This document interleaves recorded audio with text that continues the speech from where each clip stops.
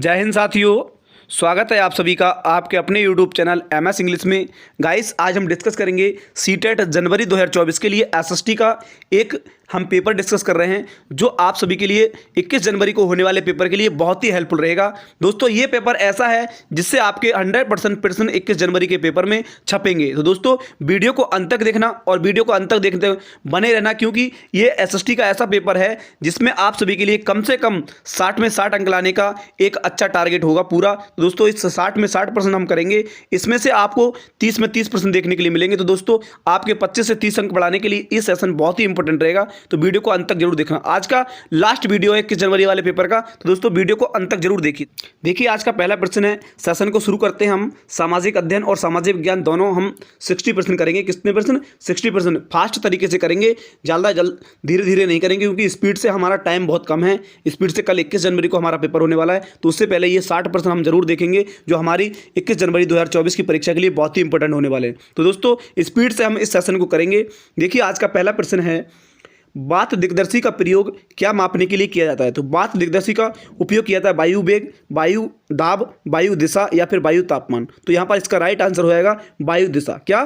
बात दिग्दर्शी का प्रयोग वायु दिशा नापने के लिए किया जाता है। ऑप्शन 3 बिल्कुल राइट आंसर है। अगला प्रश्न देखिए, अगला प्रश्न है, वायुमंडल की निम्नलिखित में से कौन सी परत रेडियो तरंगों के संचरण में मदद करती है? तो रेडियो तरंगों के संचरण में समताप मंडल, मध्यमंडल, बाह्य वायुमंडल या फिर बहिर्मंडल। तो यहाँ पर राइट आंसर की बात करेंगे, यहाँ पर करती है बाह्य वायुमंडल। क्या करती है? बाह्य वायुमंडल। ऑप्शन 3 बिल्कुल राइट आंसर यहाँ पर हो जाएगा। अगला प्रश्न देखिए, 33वां प्रश्न। इंग्लिश वाले इधर इंग्लिश को देखते रहें। 33वां प्रश्न देखिए, पृथ्वी की विभिन्न परतों को क्रम में आंतरिक से बाहरी तम का परत बनाइए या पहचानिए। देखिए, जो हमारे अंदर से जो बाहर के लिए जो परत बनती है वो पृथ्वी की विभिन्न परतों में से कौन कौन सी हैं। तो देखिए, यहाँ पर ऑप्शन को देखते हैं और समझते हैं। देखिए, हमारी जो अंदर वाली जो सबसे परत होती है, इसको बोलते हैं हम, क्या बोलते हैं? अंदर वाली जो परत होती है उसको हम बोलते हैं आंतरिक कोड। क्या बोलते हैं? इसको आंतरिक कोड बोलते हैं। इसको क्या बोलते हैं? आंतरिक कोड। इसको आंतरिक कोड बोलते हैं। उसके बाद जो परत होती है उसको बोलते हैं हम, ये वाली जो दूसरे नंबर पर होती है बाहरी कोड। क्या होती है?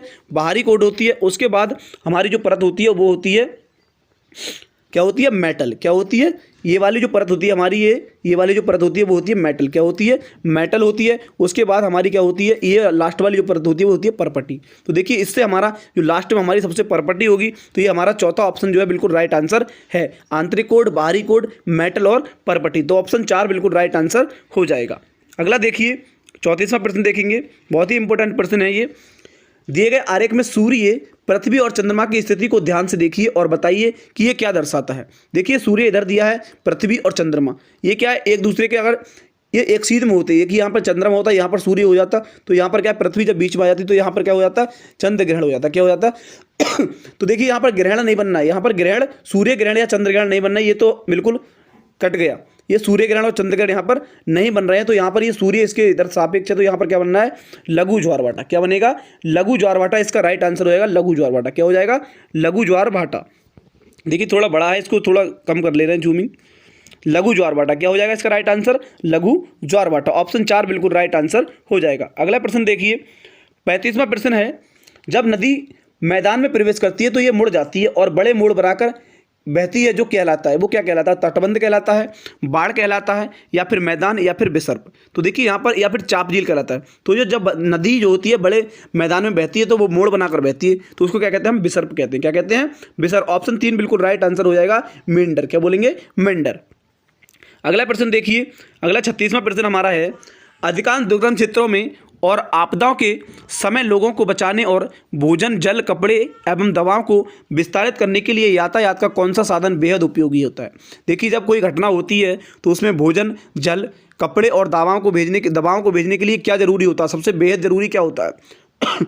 जैसे भूकंप आ जाए, कहीं पर बाढ़ आ जाए, तो यहाँ पर क्या है? सबसे ज़्यादा हमारे लिए उपयोगी होता है वायुमार्ग। क्या होता है? वायुमार्ग। ऑप्शन 1 बिल्कुल राइट आंसर रहेगा एयरवेज। क्या हो जाएगा? एयरवेज। अगला प्रश्न देखेंगे, भूगोल की वह शाखा जो विशिष्ट मानव जनसंख्या की संरचना के विषय से संबंधित है कहलाती है। क्या कहलाती है? नगरीय भूगोल, जैव भूगोल, जनसांख्यिकी या फिर मानव भूगोल। तो देखिए भूगोल की वह शाखा जो विशिष्ट मानव जनसंख्या की संरचना में संबंधित है, तो वो क्या कहलाएगी? जनसांख्यिकी कहलाएगी। क्या कहलाएगी? जनसांख्यिकी, डेमोग्राफी। क्या होगी? डेमोग्राफी। ऑप्शन 3 बिल्कुल राइट आंसर हो जाएगा। देखिए कथन वाले प्रश्न भी बहुत ज़्यादा इंपॉर्टेंट है। कथन वाले प्रश्न अधिकतर परीक्षाओं में देखने को मिलते हैं। तो देखिए यहाँ पर समझते हैं। कथन ए है, सूर्य गुजरात से अरुणाचल प्रदेश से लगभग 2 घंटे बाद अस्त होता है। ये बात क्या है? बिल्कुल सही है। कारण इसका क्या है? अरुणाचल प्रदेश गुजरात की तुलना में उच्च अक्षांश पर है। तो ये दोनों बातें हमारी क्या है? बिल्कुल राइट हैं। दोनों बातें क्या है हमारी?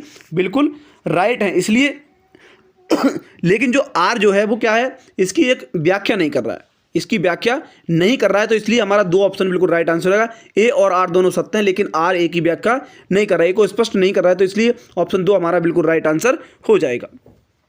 अगला प्रश्न देखिए 39वां प्रश्न, निम्नलिखित में से कौन सा ऊर्जा का गैर परंपरागत स्रोत है?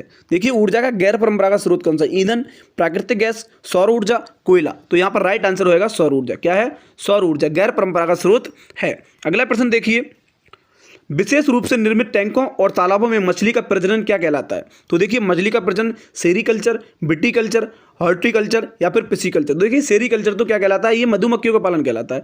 लेकिन यहाँ पर राइट आंसर हो जाएगा पिसीकल्चर। क्या हो जाएगा? पिसीकल्चर। ऑप्शन 4 बिल्कुल राइट आंसर हो जाएगा। अगला प्रश्न देखिए, स्थल का वह संकरा भाग, एक संकरा भाग जो 2 बड़े स्थलीय भागों को एक दूसरे से जोड़ता है, उसे क्या कहते हैं? जल संधि कहते हैं, स्थल संधि, द्वीप या खाड़ी। तो यहाँ पर राइट आंसर होगा स्थल संधि। देखिए जब 2 स्थलों को जोड़ रहा है, किसको जोड़ रहा है? जब 2 स्थलों को जोड़ रहा है, तो स्थलों को जब जोड़ने की बात हो रही है तो क्या स्थल संधि हो जाएगी। अगला प्रश्न देखिए 42वां प्रश्न, निम्न में से कौन सा महाद्वीप आकार में सबसे छोटा है? तो ऑस्ट्रेलिया, दक्षिणी अमेरिका या फिर अफ्रीका या फिर यूरोप। तो यहाँ पर राइट आंसर हो जाएगा हमारा ऑस्ट्रेलिया। क्या है? ऑस्ट्रेलिया क्या है? आकार में सबसे छोटा है। अगला देखिए 43वां प्रश्न, उच्च प्राथमिक स्तर पर सामाजिक विज्ञान में शामिल हैं, क्या शामिल है? उच्च प्राथमिक जो अपर प्राइमरी लेवल पर जो हमारे शामिल हैं सामाजिक विज्ञान में, वो कौन कौन से हैं? देखिए इतिहास है, भूगोल, राजनीतिक विज्ञान या मनोविज्ञान। तो मनोविज्ञान तो है नहीं, तो इसलिए ये कट हो जाएगा। अब देखिए इतिहास, भूगोल, अर्थशास्त्र तो और समाजशास्त्र। तो यहाँ पर देखिए समाजशास्त्र नहीं, तो ये भी क्या है? गलत हो जाएगा। इतिहास, भूगोल, राजनीतिक विज्ञान और अर्थशास्त्र। तो ये बात हमारी क्या है? बिल्कुल राइट है। ये बात क्या है हमारी? बिल्कुल राइट है। ये इतिहास, भूगोल, राजनीतिक विज्ञान और अर्थशास्त्र यानी हिस्ट्री, ज्योग्राफी, पॉलिटिकल साइंस और इकोनॉमिक्स बिल्कुल राइट है। तो इसलिए हमारा ये ऑप्शन बिल्कुल राइट आंसर हो जाएगा। अगला प्रश्न देखिए 44वां प्रश्न, आगमनात्मक अधिगम निम्नलिखित में से किस विधा को विरोधाभासी है? किस विधा का विरोधाभासी है? तो व्याख्यात्मक शिक्षण, संरचनात्मक शिक्षण, अनुकरण या निपुणात्मक शिक्षण। तो यहाँ पर राइट आंसर की बात करेंगे, राइट आंसर इसका हो जाएगा व्याख्यात्मक शिक्षण, व्याख्यानात्मक शिक्षण। तो ऑप्शन ए बिल्कुल राइट आंसर हो जाएगा। अगला प्रश्न देखिए 45वां प्रश्न, दिए गए कथनों ए और बी को पढ़िए और सही उत्तर का चयन कीजिए। ए ऑप्शन है, आलोचनात्मक सोच धारणाओं के निर्माण तथा विचारों के अनुप्रयोग और विस्तार को बढ़ावा देती है। तो देखिए आलोचनात्मक सोच होती है वो विस्तार को क्या है? बढ़ावा देती है। ये हमारी जो बात है वो क्या है? बिल्कुल सत्य बात है। क्या है? बिल्कुल सत्य बात है। और देखिए बी ऑप्शन पढ़ेंगे, ये दूसरों के तर्कों और विश्वासों को समझने और मूल्यांकन करने में मदद करती है। तो ये बात हमारी क्या है? गलत है। क्या है? ये बात क्या है? गलत है और ये सही है। तो इसलिए हमारा राइट आंसर हो जाएगा ए सत्य और बी असत्य है। A is true and B is false. Option A बिल्कुल राइट आंसर हो जाएगा। अगला देखिए 46 नंबर प्रश्न, अनुभवजन्य साक्ष्य क्या है? अनुभवजन्य साक्ष्य क्या? देखिए अनुभव की बात हो रही है यहाँ पर। तो इंद्रियों के माध्यम से वास्तविक दुनिया में एकत्र आंकड़े, अनुसंधान के लिए एक संख्यात्मक दृष्टिकोण, मैट्रिक इकाइयों में मापे गए आंकड़े या आंकड़ों के संग्रह के विश्वसनीय तरीकों का उपयोग कर एकत्रित आंकड़े। तो देखिए यहाँ पर जो राइट आंसर हो जाएगा वो इंद्रियों के माध्यम से बात हो रही है। तो अनुभव की बात हो रही है, तो इंद्रियों के माध्यम से वास्तविक दुनिया में एकत्रित आंकड़ों को हम बिल्कुल राइट आंसर समझेंगे। तो ऑप्शन एक बिल्कुल राइट आंसर है। अगला प्रश्न देखिए 47वां प्रश्न है, भौतिक विशेषताओं के मॉडल प्रकृतियां, अब डैश यहाँ पर दिया, शिक्षण के लिए सबसे अधिक उपयुक्त हैं। अब देखिए जब मॉडल और प्रकृतियों की बात हो रही है यानी मानचित्र और मॉडलों की बात हो रही है, तो यहाँ पर सबसे बेहतर रहेगा हमारा भूगोल। क्या रहेगा? सबसे बेस्ट भूगोल रहेगा। भूगोल में हमारी क्या है? मॉडल और प्रकृतियों की बात होती है। तो ऑप्शन सी हमारा बिल्कुल राइट आंसर हो जाएगा। अगला प्रश्न देखिए 48वां प्रश्न, समाचार पत्र से मौसम की जानकारी का संग्रह किस प्रकार होता है? देखिए समाचार जो पत्र होता है वो प्राथमिक होता है, द्वितीयक होता है, तृतीयक या फिर प्राथमिक और द्वितीयक दोनों। तो यहाँ पर हमारा जो राइट आंसर हो जाएगा वो क्या हो जाएगा? द्वितीयक। क्या हो जाएगा? द्वितीयक। स्थानीय समाचार पत्र से जो मौसम की जानकारी हमें मिलती है वो द्वितीयक होती है, द्वितीयक स्रोत होता है। ऑप्शन बी बिल्कुल राइट आंसर हो जाएगा। अगला देखिए 49, सीखने की अक्षमता वाले शिक्षार्थी किस प्रकार की कक्षा में अन्य छात्रों के साथ सीखते हैं। सीखने की जो अक्षमता वाले विद्यार्थी होते हैं, देखिए सबसे बात हो रही है समावेशी शिक्षा की। किसकी बात हो रही है? समावेशी शिक्षा। चाहे वो विद्यार्थी दिव्यांग हो, चाहे वो सही हो, लेकिन क्या सबसे अच्छी हमारी समावेशी शिक्षा होनी चाहिए, तभी क्या छात्र अच्छे से सीखते हैं। तो ऑप्शन 3 बिल्कुल राइट आंसर हो जाएगा, इंक्लूसिव एजुकेशन। अगला देखिए 50 नंबर पर सिद्धांत किसने दिया है? सभी बच्चे विकास के समान क्रम से गुजरते हैं, लेकिन विभिन्न दरों से। इसलिए शिक्षक को पूरी तरह से कक्षा के लिए नहीं बल्कि व्यक्तिगत बच्चों और छोटे समूह की गतिविधि के लिए योजना बनानी चाहिए। ये बात किसने कही थी? ये बात किसने कही थी? तो यहाँ पर राइट आंसर हमारा हो जाएगा, ये बात कही थी सभी बच्चों के विकास के समान क्रम होता है वो उसको गुजरते हैं, तो वो जीन पियाजे ने। किसने कहा था? जीन पियाजे ने कहा था। ऑप्शन 4 बिल्कुल राइट आंसर हो जाएगा। अगला देखिए 51 नंबर, कक्षा में सहकारी शिक्षा को बढ़ावा देने के लिए एक शिक्षक को क्या चाहिए? देखिए 51 क्वेश्चन देखिए, छात्रों को बहस और चर्चाओं में लगाएं, उन्हें व्यक्तिगत परियोजनाएं दें, काम को छोटे समूह में विभाजित कर दें, या फिर परियोजना को करने के लिए उन्हें विभिन्न स्रोत प्रदान करें। तो यहाँ पर हमारा जो सहकारी शिक्षा को बढ़ावा देने की बात हो रही है, तो सबसे राइट आंसर हमारा बेस्ट आंसर हो जाएगा, छात्रों को बहस और चर्चाओं में लगाएं। छात्र जब एक दूसरे से बहस करेंगे, एक दूसरे से समूह में बात करेंगे, चर्चा करेंगे, तो क्या है वो ज़्यादा सीखेंगे। तो इसलिए ऑप्शन 1 बिल्कुल राइट आंसर हो जाएगा। अगला देखिए 52, एक आत्म निर्देशित या आत्म अनुसूचित सोच से जो एक उचित तरीके से गुणवत्ता के उच्चतम स्तर पर तर्क करने के लिए प्रयास होती है, उसे क्या कहते हैं? आलोचनात्मक सोच, जटिल सोच, बुद्धिमान सोच या अमूर्त सोच। तो यहाँ पर राइट आंसर की बात करेंगे, यहाँ पर राइट आंसर होगा, देखिए अमूर्त सोच तो होगा नहीं, बुद्धिमानी सोच भी नहीं होगी, जटिल सोच भी नहीं, तो यहाँ पर ऑप्शन 1 बिल्कुल राइट आंसर हो जाएगा, क्रिटिकल थिंकिंग। क्या हो जाएगा? Critical thinking. ऑप्शन 1 बिल्कुल राइट आंसर है। अगला प्रश्न देखिए, अजंता गुफा चित्रों में इस्तेमाल किए गए रंग निम्नलिखित में से सामग्री से प्राप्त होते हैं। कौन सी सामग्री से प्राप्त होते हैं? तो पशु अंगों के अवशेष, ग्रेफाइट, पौधों और खनिज, या फिर स्लेट। तो यहाँ पर जो हमारा राइट आंसर हो जाएगा वो हो जाएगा, क्या हो जाएगा? पौधों और खनिज से। इससे ऑप्शन 3 बिल्कुल राइट आंसर है, प्लांट एंड मिनरल से। प्लांट एंड मिनरल से ऑप्शन 3 बिल्कुल राइट आंसर है। अब देखिए, सबसे पुरानी पांडुलिपियाँ डैश पर लिखी गई हैं। किस पर लिखी गई हैं? पत्थरों पर, ताड़पत्रों पर, कागजों पर, लकड़ियों पर। तो यहाँ पर राइट आंसर हो जाएगा ऑप्शन 1 ताड़पत्रों पर। पाम लीव्स क्या? ताड़पत्रों पर लिखी गई हैं। ऑप्शन 1 बिल्कुल राइट आंसर हो जाएगा। अगला देखिए, मानव इतिहास में निम्नलिखित में से कौन सी अवधि काल यानी सबसे लंबी है? देखिए, पुरापाषाण काल, मध्यपाषाण काल, नवपाषाण काल या फिर महापाषाण काल। तो सबसे लंबी की बात हो रही है, सबसे लंबी अवधि है पुरापाषाण काल की। किसकी है? पुरापाषाण काल की। ऑप्शन 1 बिल्कुल राइट आंसर हो जाएगा। अगला देखिए, दिए गए कथनों ए और बी को पढ़िए और सही उत्तर का चयन कीजिए। देखिए, मेहरगढ़ पाकिस्तान के बोलन दर्रे के पास एक उपजाऊ मैदान है। ये बात हमारी बिल्कुल सही है। मेहरगढ़ पाकिस्तान के बोलन दर्रे के पास एक उपजाऊ मैदान है, स्थित है, ये बात सही है। वहाँ खेती और पशुपालन के साक्ष्य पाए गए हैं। वहाँ पर क्या है? खेती और पशुपालन के साक्ष्य पाए गए हैं। ये बात भी हमारी क्या है? बिल्कुल राइट है। इसलिए हमारा ऑप्शन 4 बिल्कुल राइट आंसर हो जाएगा। ए और बी क्या है? दोनों सत्य हैं। अगला देखिए 57 नंबर, निम्नलिखित में से भारत के निम्नलिखित राज्यों में से एक राज्य में हड़प्पा नगर के सबसे बड़ी संख्या में क्या मिले हैं? साक्ष्य मिले हैं। सबसे बड़ी संख्या में क्या मिले हैं? साक्ष्य मिले। तो यहाँ पर साक्ष्य मिटा दिया गया, तो कोई बात नहीं। देखिए, सबसे जो बड़ी संख्या में साक्ष्य मिले वो कहाँ मिले? गुजरात में मिले। कहाँ मिले हैं? गुजरात में। ऑप्शन 3 बिल्कुल राइट आंसर हो जाएगा, सी बिल्कुल राइट आंसर हो जाएगा।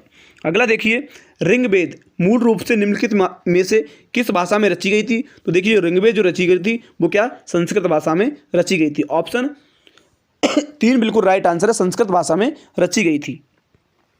अगला देखिए, 6वीं शताब्दी ईसा पूर्व में मगध महाजनपद के पहले शासक कौन थे?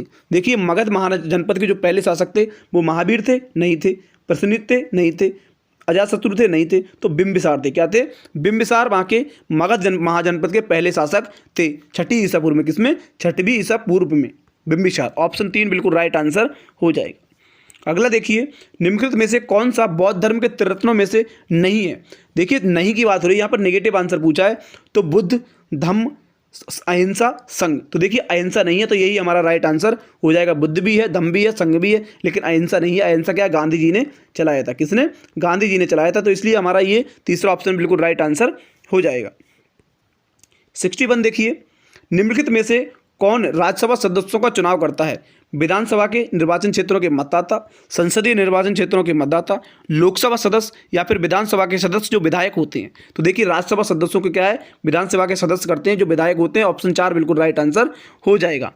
अगला देखिए 62 नंबर, भारत द्वारा निम्नलिखित में से किस शासन प्रणाली को अपनाया गया था। तो भारत द्वारा निम्नलिखित में से किस प्रणाली को अपनाया गया था, संसदीय और एकात्मक, राष्ट्रपति और संघीय, राष्ट्रपति और एकात्मक, संसदीय और संघीय। तो यहाँ पर 62 नंबर प्रश्न का जो राइट आंसर हमारा हो जाएगा राष्ट्रपति और संघीय। देखिए हमारा जो राइट आंसर यहाँ पर है राष्ट्रपति और संघीय। क्या है, राष्ट्रपति और संघीय बिल्कुल राइट आंसर है। अगला प्रश्न देखिए, अनुसूचित जातियों के लिए कितने संसदीय निर्वाचन क्षेत्र आरक्षित हैं। तो 63 नंबर क्वेश्चन का आंसर होगा 48, 84, 47 या फिर 74। तो देखिए अनुसूचित जातियों के लिए जो संसदीय निर्वाचन क्षेत्र आरक्षित है वो है 84। क्या है, 84। क्या है, 84। ये ऑप्शन बिल्कुल राइट आंसर हो जाएगा। अगला प्रश्न देखिए, भारत में अस्पृश्यता प्रथा के कारण निम्नलिखित में से किस मौलिक अधिकार का उल्लंघन हो रहा है। तो यहाँ पर राइट आंसर हो जाएगा समानता का अधिकार। देखिए समानता का अधिकार का उल्लंघन हो रहा है क्योंकि लोग अस्पृश्यता कर रहे हैं, छुआछूत मान रहे हैं। तो क्या है, समानता के अधिकार का क्या है, उल्लंघन हो रहा है। तो ऑप्शन 1 बिल्कुल राइट आंसर हो जाएगा। अगला देखिए, भारत के संविधान के अनुसार निम्नलिखित में से कौन सा मौलिक अधिकार नहीं है। तो देखिए नहीं की बात हो रही है, यहाँ पर नेगेटिव आंसर पूछा है, नहीं है। तो शिक्षा के अधिकार, शोषण के विरुद्ध अधिकार, धर्म की आज़ादी का अधिकार और संपत्ति का अधिकार। तो देखिए संपत्ति का अधिकार नहीं है, ऑप्शन बिल्कुल राइट आंसर है। पहले ये था, मौलिक अधिकार था, लेकिन अभी हटा दिया गया है, इसको कानूनी अधिकार बना दिया गया। ऑप्शन 4 बिल्कुल राइट आंसर हो जाएगा। अगला देखिए, अस्पृश्यता डैश के आधार पर भेदभाव को संदर्भित करती है। तो किसके आधार पर, देखिए जो हमारी छुआछूत होती है वो क्या है, जाति के आधार पर क्या है, भेदभाव को संदर्भित करती है। ऑप्शन 3 बिल्कुल राइट आंसर हो जाएगा। अगला है, मुख्यमंत्री को कौन नियुक्त करता है। मुख्यमंत्री को कौन नियुक्त करता है। तो राष्ट्रपति, प्रधानमंत्री, राज्यपाल या फिर उच्च न्यायालय के मुख्याधीश। जो मुख्यमंत्री को नियुक्त करते हैं वो कौन करता है। 67 में का आंसर हो जाएगा, मुख्यमंत्री को जो नियुक्त करता है वो क्या करता है, राज्यपाल करता है। ऑप्शन 3 बिल्कुल राइट आंसर हो जाएगा, राज्यपाल। अगला देखिए, राज्यपाल को कौन नियुक्त करता है। अब यहाँ पर प्रश्न आ गया, राज्यपाल को कौन नियुक्त करता है। तो प्रधानमंत्री, मुख्यमंत्री, भारत के मुख्य न्यायाधीश या फिर राष्ट्रपति। तो यहाँ पर राइट आंसर हो जाएगा राष्ट्रपति। क्या हो जाएगा, राष्ट्रपति। ऑप्शन 4 बिल्कुल राइट आंसर है, राष्ट्रपति। अगला देखिए, प्रधानमंत्री का चुनाव कौन करता है। मंत्रियों की परिषद, मुख्यमंत्री, सांसद या फिर सांसद और विधायक। तो यहाँ पर राइट आंसर होगा, प्रधानमंत्री का जो चुनाव करता है वो सांसद करते हैं। क्या करते हैं, सांसद, MPS। क्या करते हैं, MP। अगला प्रश्न देखिए, निम्नलिखित में से किसको भारत का पहला नागरिक कहा जाता है। तो भारत का पहला नागरिक कहा जाता है राष्ट्रपति को। किसको कहा जाता है, राष्ट्रपति को। ऑप्शन 3 बिल्कुल राइट आंसर हो जाएगा। अगला प्रश्न देखिए, निम्नलिखित में से किसको भारत में राज्य का पहला नागरिक आता है। राज्य का, देखिए वहाँ पर भारत की बात हो रही थी और यहाँ पर भारत में राज्य का पहला नागरिक कहा जाता है राज्यपाल को। किसको कहा जाता है, राज्यपाल को। ऑप्शन 3 बिल्कुल राइट आंसर है, राज्यपाल। अगला देखिए, वर्तमान लोकसभा 2014 के बाद है। देखिए वर्तमान लोकसभा 2014 के बाद क्या है, यहाँ पे 16वीं है। क्या है, पहले 15वीं थी, अब 2019 की जो इलेक्शन हो गया है वो क्या, 16वीं। क्या है, 16वीं। ऑप्शन 4 बिल्कुल राइट आंसर हो जाएगा। अगला देखिए, भारत का वर्तमान राष्ट्रपति कौन है। तो वर्तमान राष्ट्रपति नरेंद्र मोदी हैं, प्रतिभा पाटिल हैं, M वेंकैया नायडू, रामनाथ कोविंद है। तो पहले देखिए ये प्रीवियस ईयर क्वेश्चन है, तो यहाँ पर क्या है, पहले क्या है, रामनाथ कोविंद थे, तो अब रामनाथ कोविंद नहीं है, अब क्या है, द्रौपदी मुर्मू है। कौन है, द्रौपदी मुर्मू। द्रौपदी मुर्मू है यहाँ क्या है, हमारी जो राष्ट्रपति हैं द्रौपदी मुर्मू है, रामनाथ कोविंद नहीं है। यहाँ पर ये प्रीवियस क्वेश्चन है इसलिए छपा हुआ है रामनाथ कोविंद, तो रामनाथ कोविंद अब नहीं है, द्रौपदी मुर्मू हमारी क्या है, वर्तमान की राष्ट्रपति हैं। ऑप्शन द्रौपदी मुर्मू हो जाएगा। अगला प्रश्न देखिए, भारत के संविधान में निम्नलिखित में से किसका उल्लेख नहीं किया गया है। भारत के संविधान में किसका उल्लेख नहीं किया गया है, राज्यों और केंद्र शासित प्रदेशों के नाम, सरकार का ढांचा, राजनीतिक दलों के नाम या नागरिकों के अधिकार। तो यहाँ पर राइट आंसर हो जाएगा, नहीं बात पूछिए, तो राजनीतिक दलों का क्या है, नाम उल्लेख नहीं किया गया है, तो ऑप्शन 3 बिल्कुल राइट आंसर हो जाएगा। अगला देखिए, राज्यसभा के सदस्यों को कौन नामांकित करता है, तो राष्ट्रपति, उपराष्ट्रपति, प्रधानमंत्री या सर्वोच्च न्यायालय के मुख्य न्यायाधीश। तो 75 नंबर का आंसर हो जाएगा, राज्यसभा के सदस्यों को नामांकित करता है राष्ट्रपति। क्या करता है, राष्ट्रपति। अगला देखिए 76 नंबर, निम्नलिखित में से कौन भारत की संविधान सभा का अध्यक्ष था। तो भारत की संविधान सभा के जो अध्यक्ष थे, C Rajagopalachari, doctor BR Ambedkar, doctor Rajendra Prasad या जवाहरलाल नेहरू। तो देखिए संविधान सभा के जो अध्यक्ष थे वो थे डॉक्टर राजेंद्र प्रसाद। कौन थे, डॉक्टर राजेंद्र प्रसाद। और ये हमारे जो डॉक्टर BR अम्बेडकर थे, जो मसौदा समिति के अध्यक्ष थे तो डॉक्टर राजेंद्र प्रसाद यहाँ पर राइट आंसर हो जाएगा। अगला प्रश्न देखिए, निम्नलिखित में से कौन भारत का एकमात्र भारतीय गवर्नर जनरल था? तो doctor Sarvepalli Radhakrishnan, B Pattabhi Sitaramayya, T Krishnamachari या सी राजगोपालाचारी। तो कौन भारत का एकमात्र भारतीय गवर्नर जनरल था? तो वो था सी राजगोपालाचारी। ऑप्शन 4 बिल्कुल राइट आंसर है, सी राजगोपालाचारी। सी राजगोपालाचारी ऑप्शन राइट आंसर हो जाएगा। अगला देखिए, भारत का संविधान कब अपनाया गया था? जो भारत का संविधान था हमारा वो कब अपनाया गया था? तो 15 अगस्त 1947 को, 26 नवंबर 1947 को, 26 नवंबर 1949, 26 जनवरी 1949। देखिए यहाँ पर हमारे 3 प्रश्न बनते हैं। कितने प्रश्न बनेंगे? 3 प्रश्न बनेंगे। देखिए यहाँ पर पूछा है कि 15 अगस्त 1947, तो हमारा 15 अगस्त 1947 को क्या हुआ था? भारत का देश हमारा क्या है? आज़ाद हुआ था। देश हमारा क्या हुआ था? आज़ाद हुआ था। 26 नवंबर 1947 को ये कोई डेट नहीं है। 26 नवंबर 1949 इस प्रश्न का राइट आंसर है 78 का। भारत का संविधान कब अपनाया गया? तो 26 नवंबर 1949 को अपनाया गया था। तो ये तीसरा ऑप्शन बिल्कुल राइट आंसर है। और 26 जनवरी 1950 जो नीचे दिया है, इसको क्या है? संविधान हमारा लागू हुआ था। जो 26 जनवरी 1950 हम गणतंत्र दिवस के रूप में मनाते हैं, तो वो क्या हमारा उस दिन क्या है? संविधान हमारा लागू हुआ था। और अपनाने की बात हो रही है तो 26 नवंबर 1949 को अपनाया गया था। ऑप्शन 3 बिल्कुल राइट आंसर है। अगला प्रश्न देखिए, निम्न में से किसने भारत की रियासतों को एकीकृत करने में निर्णायक भूमिका निभाई थी? तो वो जवाहरलाल नेहरू थे, सरदार वल्लभ भाई पटेल, BR अम्बेडकर या फिर हमारे थे सी राजगोपालाचारी। तो यहाँ पर राइट आंसर हो जाएगा 79 का राइट आंसर हो जाएगा सरदार वल्लभ भाई पटेल। सरदार वल्लभ भाई पटेल ने भारत की रियासतों को एकीकृत करने में यानी एक करने में क्या निर्णायक भूमिका निभाई थी? ऑप्शन 2 बिल्कुल राइट आंसर हो जाएगा। अगला प्रश्न देखिए, निम्नलिखित में से कौन भारत के संविधान की समवर्ती सूची के मामलों में कार्य करता है? तो वो केंद्र सरकार और राज्य सरकार है, राज्य सरकार और स्थानीय सरकारी निकाय, केंद्र शासित प्रदेश, स्थानीय सरकारी निकाय। तो यहाँ पर हमारा 80 नंबर का जो राइट आंसर हो जाएगा वो जाएगा केंद्र सरकार और राज्य सरकार है दोनों। तो ऑप्शन 1 बिल्कुल राइट आंसर हो जाएगा। अगला प्रश्न देखिए, निम्नलिखित में से कौन भारत की संविधान सभा का मसौदा समिति का अध्यक्ष था? तो सी राजगोपालाचारी, डॉक्टर BR अम्बेडकर या फिर डॉक्टर राजेंद्र प्रसाद या जवाहरलाल नेहरू। तो देखिए हमारे माननीय डॉक्टर BR अम्बेडकर जी क्या थे? मसौदा समिति के अध्यक्ष थे, संविधान सभा की मसौदा समिति के अध्यक्ष थे। तो ऑप्शन 2 बिल्कुल राइट आंसर हो जाएगा। अगला प्रश्न देखिए, 82 18वीं शताब्दी के सदी के नेतृत्व में बंगाल धीरे धीरे मुगल नियंत्रण से अलग हो गया था। ये बात किसने कही है? तो क्या ये मुर्शिद कुली खान उसके नेतृत्व में हुआ था ये। अगला देखिए, निम्नलिखित में से किस गवर्नर जनरल ने फैसला लिया कि बहादुर शाह जफर जो था वो आखिरी मुगल सम्राट होंगे और उनकी मृत्यु के बाद किसी भी वंशज को शासक के रूप में नहीं पहचाना जाएगा? तो ये बात किसने कही थी? लॉर्ड डलहौजी ने, लॉर्ड विलियम बेंटिंक ने, लॉर्ड कैनिंग ने या फिर लॉर्ड कॉर्नवालिस ने। तो यहाँ पर ये बात कही थी हमारी लॉर्ड कैनिंग ने। किसने कहा था? Lord Canning. ऑप्शन 3 बिल्कुल राइट आंसर हो जाएगा लॉर्ड कैनिंग। अगला देखिए, 84 नंबर प्रश्न, किस गवर्नर जनरल ने घोषित किया कि अवध पर गलत तरीके से शासन किया जा रहा था और उचित प्रशासन सुनिश्चित करने के लिए ब्रिटिश शासन की आवश्यकता थी? तो यहाँ पर किसने कहा था ये?